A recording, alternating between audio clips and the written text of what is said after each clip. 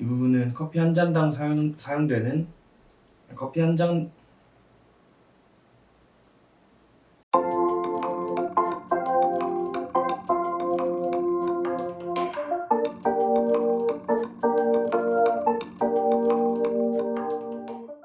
안녕하세요. 수사커피 아카이브입니다. 커피를 주문하거나 원두를 고를 때 어떤 기준을 가지고 선택하시나요? 간혹 너무 많은 원두 종류에 어려움을 겪진 않으시나요? 우리가 원두를 선택할 때는 다양한 이유가 있을 겁니다. 바리스타의 추천이나 이름이 마음에 들어서, 또는 원두 패키지가 예뻐서 등등 여러가지 이유가 있겠죠. 오늘 알려드릴 내용은 자신의 기호에 맞는 커피를 좀 더 쉽게 찾아내는 방법에 대한 이야기입니다. 스페셜티 커피 시장에서 대륙별 국가별로 커피들의 개성을 구분짓기에 이제 무리가 있는 시대가 되었습니다. 그 이유를 코스타리카 따라수 지방의 커피로 예를 들자면, 기존의 밝은 톤의 산미로 유명한 이 커피만 하더라도 품종과 가공 방식에 따라 낮은 산미톤과 고소한 뉘앙스의 커피가 존재합니다. 이와 반대되는 예시로 전반적으로 낮은 산미톤과 고소함이 대표적인 브라질의 커피라도 품종과 가공에 따라 밝은 산미를 취할 수도 있게 됩니다. 더불어 발전된 로스팅 기술과 바리스타의 추출 기술이 더해지면서 같은 커피로도 다양한 해석이 존재할 수 있게 된 것이 현재 스페셜티 커피 시장입니다. 그러므로 소비자 스스로가 커피의 정보를 해석할 수 있는 능력이 필요해지게 되었습니다. 물론 커피숍에 가면 해당 직원이 소비자의 구매를 돕기 위해 정보를 설명해 주겠지만, 홈페이지에서 구매를 원하거나 직원이 옆에 붙어서 설명하는 것이 부담스러운 분들께서는 이번 영상이 좋은 정보가 되지 않을까 하는 기대를 해봅니다. 저희가 일하고 있는 프리츠와 유명 로스터리들을 조사해본 결과로는 무게, 품종, 가공 방식, 지역, 고도, 생산자, 컵노트 등을 원두택에 기입해 정보를 전달해드리고 있었습니다.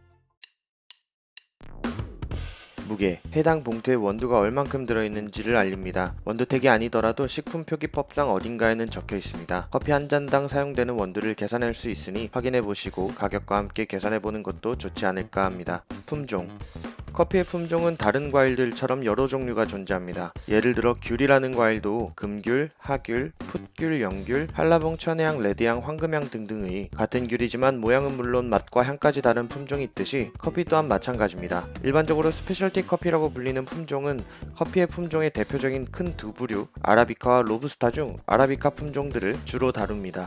가공 방식, 수확된 커피를 어떻게 가공하였는지가 기입되어 있습니다. 우리가 먹는 커피는 커피 나무에 열리는 열매 씨앗입니다. 이 씨앗에 묻어있던 과육과 점액질을 어떻게 처리하고 어떻게 건조와 발효하였는지를 알려줍니다. 현재 개발되어 있는 가공 방식만 해도 수십 가지가 됩니다.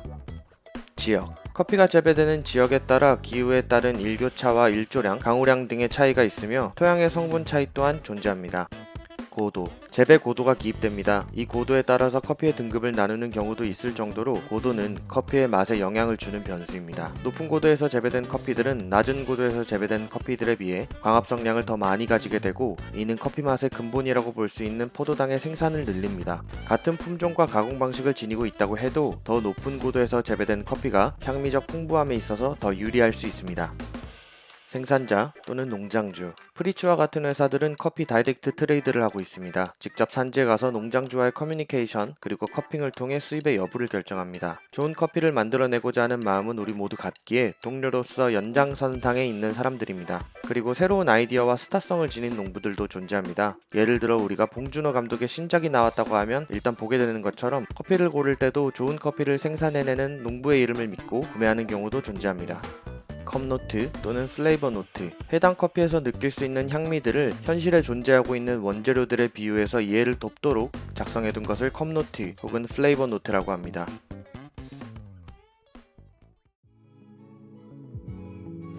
여기까지가 기본적인 원두택에 기입되는 정보들이고, 저희 경험에 기반해서 취향에 알맞는 커피를 고르는 방법들을 알려드리도록 하겠습니다. 우선 구분을 세 가지 짓도록 할게요. 산미를 좋아하는 호산미파, 적당한 게 좋은 밸런스파, 산미가 싫은 불호 산미파, 이렇게 세 분류로 나눠서 알려드릴게요. 이 부분에 있어서는 아까 마지막에 설명했던 컵노트, 플레이버 노트를 확인하는 게 좀 직관적이고 간단합니다. 스페셜티 커피는 대부분 많든 적든 일정 부분의 산미를 내는데, 중요한 점은 해당 노트에 기입된 과일들의 계열입니다. 여기서 호산미파 분들께서는 해당 노트에 기입되어 있는 과일들을 떠올렸을 때 단맛보다는 신맛이 좀 더 떠오르는 과일들이 기입되어 있다면 실패할 확률이 적습니다. 이를테면 자몽, 패션프루트, 파인애플, 복숭아, 체리, 청사과, 크랜베리, 라즈베리 등등의 우리가 그 과일을 떠올렸을 때 단맛보다는 신맛이 좀 더 떠오르는 그런 과일들을 고르게 되면 확실히 실패 확률이 적어질 수 있습니다. 그리고 두 번째, 밸런스바 분들은 이 과일 계열에서는 이 과일을 떠올렸을 때 신맛보다는 좀 더 단맛이 먼저 떠오르는 그런 과일들을 선택해주면 좋습니다. 감귤, 코코넛, 리치, 살구, 자두, 적사과, 딸기, 말린 과일들, 이런 과일들을 떠올렸을 때 보다 단맛이 좀 더 떠오르는 과일들이죠. 이 부분에서 선택을 해주신다면 좋을 것 같습니다. 커피의 밸런스가 좋다는 맛은 단맛과 신맛이 비슷한 수준에서 만난다고 할 때 밸런스가 좋다고 하는데, 단맛을 떠올릴 수 있는 무언가, 강하지 않은 신맛과 그리고 설탕류에 대한 컵노트가 기입되어 있다면 밸런스가 좋을 확률이 있습니다. 마지막 불호산미파인데, 앞에서 말씀드렸던 신맛이 떠오르는 과일이라든지 이런 것들이 일단 기입되어 있지 않고 묵직한 단맛을 표현할 수 있는 흑설탕이나 캐러멜, 초콜릿 이런 노트들이 써있고, 그리고 좀 고소한 견과류나 혹은 구수한 어떤 몰티함 표현하는 단어들이 들어가 있다면 불호산미파 분들께는 적절할 것 같습니다.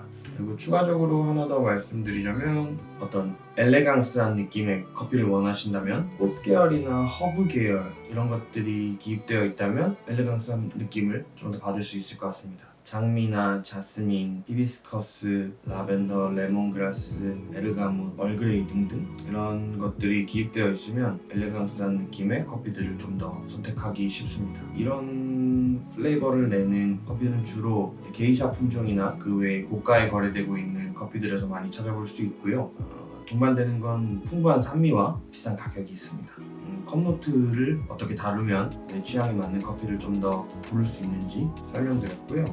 가공 방식을 통해서 이 커피의 전반적인 뉘앙스를 먼저 좀 파악할 수 있습니다. 크게는 과육이나 점액질들을 물로 제거하고 건조한 워시드 프로세스가 있고, 과육이나 점액질을 그대로 남겨두고 건조한 내추럴 프로세스가 있고, 디펄퍼라는 기계를 이용해서 원하는 만큼의 과육을 제거하고 말린 프로세스가 중미 지역에서 많이 시행되고 있는 프로세스인데 허니 프로세스라고 있습니다. 이렇게 크게 세 부류가 있는데, 먼저 워시드 프로세스를 선택하게 되면 전반적으로 커피의 향미가 부드럽고 깔끔한 뉘앙스를 많이 띱니다.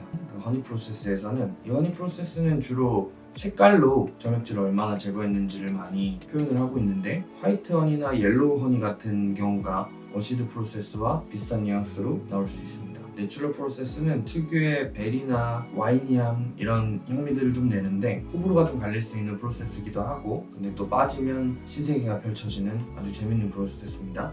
내추럴 프로세스와 또 비슷한 느낌으로는 허니 프로세스에서는 레드 허니나 블랙 허니 등등을 선택해 주시면 베리 뉘앙스나 와인 뉘앙스를 가진 커피들을 선택할 수 있는 확률이 높아집니다. 요즘에 드물지 않게 볼 수 있는 프로세스 중에 아나에로빅 프로세스라는 가공 방식이 존재합니다. 아나에로빅 프로세스는 한국어로는 혐기성, 미생물들의 무산소 호흡인데, 그러니까 밀폐된 드럼 내에 점액질을 제거한 생두들을 넣고 그 드럼 내에서 산소를 제거해줍니다. 이 산패작용을 막고 발효 시간을 극단적으로 길게 해서 미생물들의 무산소 호흡을 통해서 포도당 대사를 늘리고 발효 시간을 길게 하는 아나에로빅 프로세스를 거친 커피들이 어떤 일정한 향미를 낸다고 말씀드리기는 조금 어려울 수 있습니다. 어떤 농장에서는 굉장히 다채로운 과일의 향미를 내는 농장도 있고, 어떤 농장 같은 경우에는 꼬냑 같은 향이 강한 술 같은 뉘앙스의 커피가 생산되는 경우도 있고, 어떤 경우에는 극단적으로 하나의 캐릭터가 선명하게 드러나는 시나몬의 캐릭터를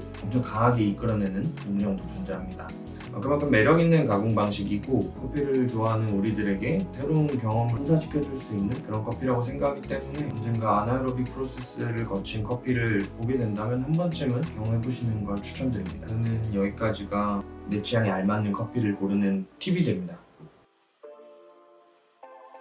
앞서 말씀드렸던 내용들을 한번 정리해드리자면, 농장에서 생산되는 커피의 품종과 가공 방식, 그리고 로스터 바리스타들의 기술로 인해 국가별, 대륙별 특징들이 희미해졌다는 말씀을 드렸습니다. 그리고 품종별 특징은 파카마라나 게이샤 정도를 제외하고는 확연한 구분이 어려워졌고요. 그렇기 때문에 가공 방식은 생각보다 맛에 있어서의 큰 차이를 발생시킵니다. 그렇기 때문에 컵노트와 가공 방식을 참고하시면 여러분들께서 취향에 맞는 커피를 고르는 데 있어서 많은 도움이 될 거라는 영상이었습니다. 긴 영상 시청해주셔서 감사합니다. 그럼 저희는 다음 영상으로 찾아뵙겠습니다.